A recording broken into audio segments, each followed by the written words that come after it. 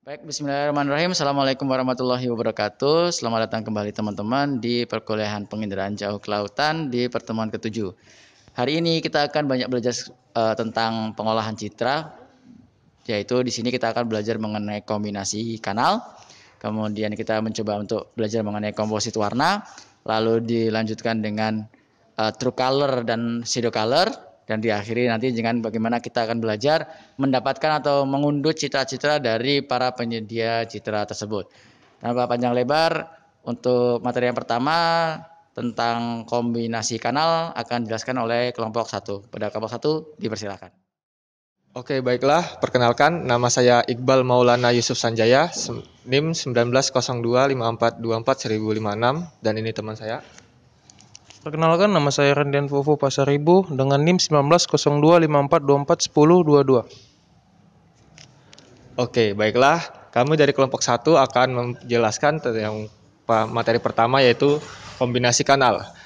Nah, dengan nama tema sendiri kombinasi kanal, yaitu kombinasi yang artinya itu menggabungkan beberapa objek tanpa perlu berurutan, dan kanal itu dalam kamus besar bahasa Indonesia itu artinya saluran air atau terusan air yang dibuat oleh manusia dengan buatan. Tapi dalam citra satelit, kanal di sini sangat diartikan dengan yang namanya band atau dengan namanya saluran warna. Nah, saluran warna tadi dia dari bumi ini akan dipantulkan pada satelit ya, dan di sini satelit yang kita gunakan yaitu salah satunya yaitu satelit Landsat 8. Nah, satelit Landsat 8 ini diluncurkan pada tanggal 11 Februari tahun 2003 dan dia memiliki dua sensor, yaitu sensor oli, operasional and intern, sama ada yang namanya TIRS, thermal infrared sensor. Nah, dan dari dua sensor utama ini yang akan membaca saluran-saluran warna dari saluran warna dari bumi tadi yang disebut dengan band. Dan selanjutnya akan dijelaskan oleh Randir Fufu. Baiklah, di sini saya akan mulai menjelaskan kombinasi kanal, yang dimana dalam kombinasi kanal ada beberapa band utama, yaitu band 2, band 3, dan band 4. Band dimana band 2 yaitu warna biru, band 3 hijau, dan band 4 merah, yang mana biasa kita sebut dengan warna RGB, red, green, blue. Nah, penggunaan penggabungan band 2, 3, dan 4 ini di dalam software menggunakan Saga GIS yang menghasilkan RGB composite. Yang itu akan menjadi warna natural color, atau bisa menggunakan band 432. Kemudian di sini kita menggunakan band 543 yang menghasilkan false color. Kemudian ada band 564 yang menghasilkan batas antara darat dan air, dan band 765 yang menghasilkan visible band. Baiklah, sekian penjelasan dari kombinasi kanal kami. Selanjutnya akan dilanjutkan dengan kelompok 2. Assalamualaikum warahmatullahi wabarakatuh. Perkenalkan, nama saya Bramantio Dites Nugraha, NIM 190254241057. Di sini saya akan menjelaskan mengenai komposit warna. Pertama, kita perlu mengetahui apa sih komposit warna itu. Nah, secara umum komposit diartikan sebagai material yang terbuat dari kombinasi dua bahan baku atau lebih. Nah, secara tidak langsung komposit warna berarti suatu citra baru yang terbentuk dari kombinasi tiga saluran yang mampu menampilkan keunggulan dari saluran-saluran penyusunnya. Nah, penyusunan ini terjadi karena adanya keterbatasan dari mata manusia yang kurang handal dalam membedakan gradasi-gradasi warna. Selanjutnya saya akan menjelaskan mengenai alur dari komposit warna ini. Yang pertama, adanya pemilihan bands. Jadi dalam citra tersebut terdapat komposit warna dan urutan-urutan yang ditentukan untuk setiap bandsnya yang akan digunakan dalam menampilkan citra tadi. Nah, selanjutnya penentuan warna tersebut sangat bervariasi berdasarkan sensor yang digunakan dan juga jenis-jenis aplikasi yang digunakan itu untuk apa ke depannya. Nah, untuk komposit warna tersendiri ada namanya common color, yaitu tiga warna tersebut, di mana setiap kombinasi warna tersebutlah yang dinamakan komposit warna. Nah, sebagai contoh saya gambarkan apabila suatu sensor dan jenis aplikasi tersebut akan menampilkan kondisi dari kesehatan pertumbuhan tanaman yang ada di bumi. Nah, maka dari itu saluran yang berwarna merah akan mengeluarkan near infrared, di mana saluran biru akan mengeluarkan warna green dan juga saluran hijau akan mengeluarkan warna red. Begitu juga dengan kombinasi-kombinasi saluran lainnya. Ketika kita ingin menampilkan citra banjir, lahan yang baru saja terbakar, atau permukaan bersalju maupun permukaan-permukaan yang tertutupi awan. Semuanya bisa dilihat berdasarkan dari komposit warna tersebut. Nah, selanjutnya, untuk apa sih komposit warna ini? Jadi tujuan dari komposit warna ini paling penting itu memfasilitasi pemetaan. Jadi apabila kita ingin memetakan vegetasi atau misalnya saja perairan, daerah perkotaan, nah komposit warna ini sangat berperan penting dalam menampilkan citra tersebut. Oke, baik, selanjutnya hasil dari interpretasi band, yaitu yang pertama ada natural color, atau bisa kita ketahui itu gambaran bumi secara nyata yang natural. Itu adalah interpretasi dari band 432. Nah, dari hasil itu kita dapat gambaran itu ada warna hijau tua.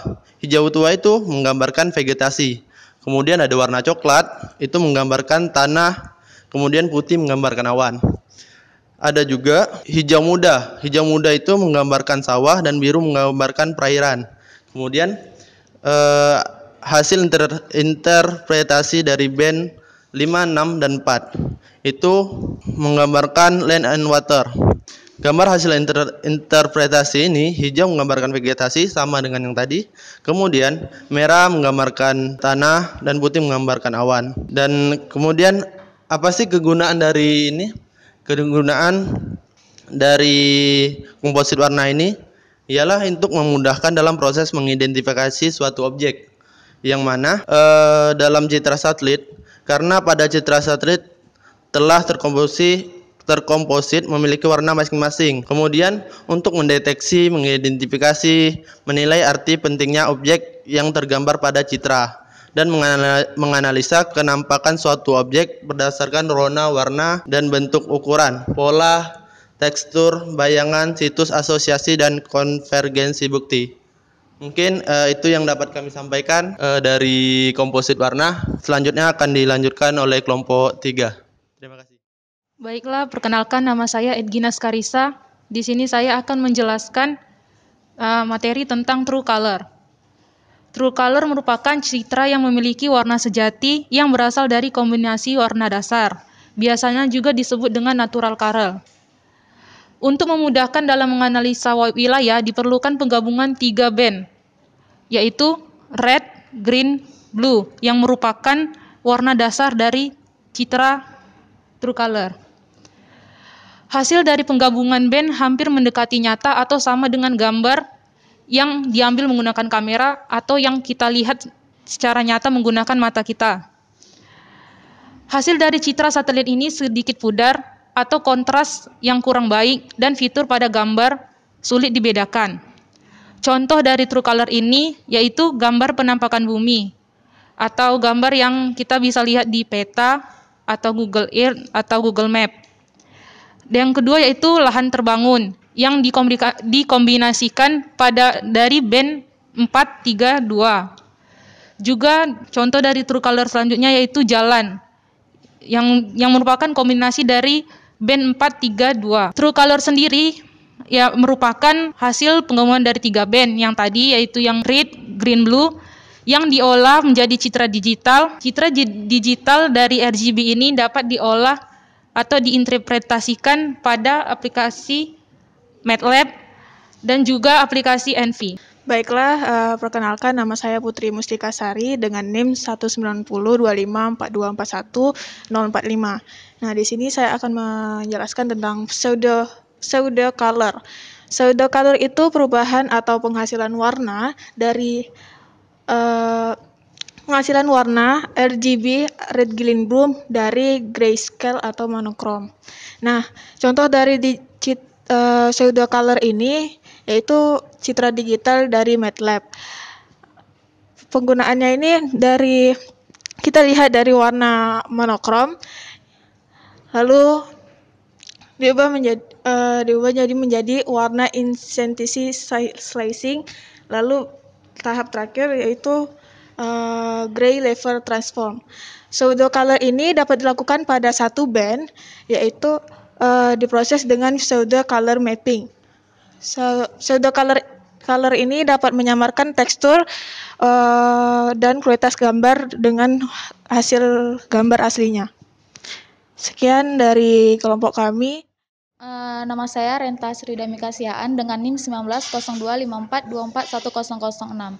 Nah, di sini akan dijelaskan sumber informasi data penginderaan jauh. Nah, di sini data yang kita gunakan itu ESA untuk mendownload citra Sentinel. Nah, saya akan menjelaskan dulu apa itu Sentinel. Sentinel itu misi satelit yang digagas oleh ESA. Nah, di Sentinel ini yang baru bisa kita download itu ada dua. Yang pertama itu misi Sentinel-1 ada SAR dan radar, dan di nomor 2 itu misi Sentinel-2 yaitu ada namanya multispectral instrument. Nah, ada beberapa cara yang bisa kita gunakan untuk mendownload Sentinel ini. Yang pertama itu bisa dengan HTTP, dan yang kedua itu software khusus yaitu namanya ARIA. Selanjutnya akan dibahas cara mendownload data oleh rekan saya. Oke, baiklah. Perkenalkan, nama saya Linda Hartanti Pakpahan dengan NIM 1902542411016. Di sini saya akan menjelaskan bagaimana cara mendownload data Sentinel dengan menggunakan ESA. Yang pertama itu kita mengunjungi sebuah website yaitu https://sci-hub.copernicus.eu/. Nah, setelah kita mengunjungi website tersebut, kemudian kita melakukan registrasi terlebih dahulu sebelum mendownload data. Setelah selesai registrasi, kemudian kita membuka Scientific Hub untuk mengeksplorasi data. Kemudian untuk pencarian data, adapun langkahnya yang pertama yaitu gunakan icon Navigate on Map untuk menggeser peta dengan area yang diinginkan. Kemudian buat Region of Interest atau ROI, itu lokasinya berada di pojok kanan atas peta. Langkah ketiga itu menentukan kriteria pencarian, yaitu ada dua, Sentinel-1 dan Sentinel-2. Selanjutnya yaitu klik search. Baiklah, untuk bagian proses download data akan dijelaskan oleh rekan saya selanjutnya. Nama saya Cornelia Koordinasianturi dengan NIM 1902542411066. Di sini saya akan melanjutkan penjelasan dari teman saya. Selanjutnya itu setelah melakukan pencarian data, yang dilakukan itu adalah download data. Nah, download data ini dia bisa dilakukan dengan dua cara. Yang pertama itu download data langsung seperti yang dari Copernicus, dan yang kedua itu dia bisa menggunakan software ARIA. Tapi di sini saya akan menjelaskan download data langsung melalui website Copernicus. Nah, setelah melakukan pencarian data, menentukan lokasi, menentukan kriteria citra yang ingin diunduh, klik search, dan kemudian nanti di situ akan muncul satelit-satelit yang bisa kita download. Nah, nanti di masing-masing bawah produk itu dia ada ikon unduh. Nah, di situ bisa kita klik, kemudian data akan terdownload. Nah, dari masing-masing produk kita juga bisa lihat metanya, yaitu dengan ada ikon mata di deretan view product detailsnya di situ. Sekian saja penjelasan dari saya dan teman saya. Terima kasih. Baiklah, selamat siang teman-teman. Di sini kami akan melanjutkan bagaimana cara mendownload data USGS. Yang pertama itu di sini cara mendownload data USGS ada berbagai banyak situs untuk cara mendownloadnya. Tapi di sini kami mencontohkan satu situs yaitu http://earthexplorer.usgs.gov. Di sini kita perlu pertama sekali kita melakukan registrasi. Kemudian memasukkan username, lalu memasukkan password, lalu sign in. Kemudian mengklik tombol Path and Row. Yang pertama itu kita search kriteria, selanjutnya kita klik Path and Row, terus kita memasukkan path dan row di mana titik pulau atau lokasi yang kita inginkan. Ada berbagai path and row di berbagai pulau. Yang seperti ini contohnya di path and row di Pulau Aceh. Kalau misalkan kita memasukkan titik lokasi di Aceh, perlu kita memasukkan pad-nya 131 dan row-nya 56. Kemudian setelah kita memasukkan pad and row-nya, kita pilih dataset, kemudian klik Landsat Archive. Di sini ada berbagai opsi. Pilihlah atau checklist L8 Oli or Tears. Kemudian memilih gambar. Perlu kita memilih gambar yang awannya sedikit atau tidak ada awannya. Kemudian mengklik Select Download Option dengan pilih level 1 produk. Di sini ada berbagai option untuk mendownload. Pilihlah level 1 Geotiff Data Product. Selanjutnya, mengekstrak file atau mengkompres. Di folder ini terdapat ukuran data mencapai 2 GB. Di dalam folder ini terdapat 13 file, terdiri atas 11 file band atau kanal, terus 1 file BKA. Semua file citra satelit yang ada yang perlu diunduh di stocking dengan software remote sensing bernama ENVI. Terima kasih. Baik, di sini saya akan melanjutkan penjelasan dari kawan saya, yaitu contoh data dari USGS. Yang pertama itu dalam data USGS ini terdapat banyak opsi untuk memperoleh datanya. Nah, di sini saya akan menjelaskan yang pertama itu Landsat. Nah, Landsat ini terdiri dari 5 option, di mana yang pertama Landsat Collection 2 level 2, yang kedua Landsat Collection 2 level 1, yang ketiga Landsat Collection 1, yang keempat itu Landsat Mission Data, yang kelima itu Landsat Legacy. Nah, untuk Landsat yang saya peroleh itu contoh datanya itu pad and roll-nya 1, 2, 3 dan roll-nya 1, 6, 4 yang terdapat dalam Kepulauan Seribu. Nah, untuk memperoleh data dari USG-nya itu hanya diperoleh dari Landsat Collection 2 level 2, yang dimana Landsat Collection 2 level 2 itu terdiri dari dua data yang bisa di-download, yaitu Landsat Egg, Oli, or Tears C2L2. Yang kedua itu Landsat 2 ATM plus C2L2. Nah, yang kedua itu Landsat Collection 2 level 1, dimana itu berisi dari Landsat 8 Oli or Tears C2L1 dan Landsat 7 ATM plus C2L1. Nah, jika kita menggunakan data selain dari Landsat yang saya buat tadi, maka di dalamnya itu akan terdapat tulisan data tidak keluar atau datanya tidak ditemukan, hasilnya tidak ditentukan. Nah, kemudian saya akan menjelaskan apa itu Landsat Collection 2 level 2. Nah, untuk Landsat Collection 2 level 2 itu dihasilkan oleh Landsat level 1, yang dimana memenuhi batasan kurang lebih 76 derajat solar, yang dimana itu mencakup input tambahan yang diperlukan untuk menghasilkan produktif yang layak secara ilmiah. Nah, untuk Landsat Collection 2 level 2 itu memberikan gambar yang dengan deskripsi kualitas piksel di mana dapat pemandangan yang dapat membantu penggunaan menentukan kesesuaiannya. Demikian yang bisa saya dapat jelaskan. Akhir kata saya ucapkan terima kasih.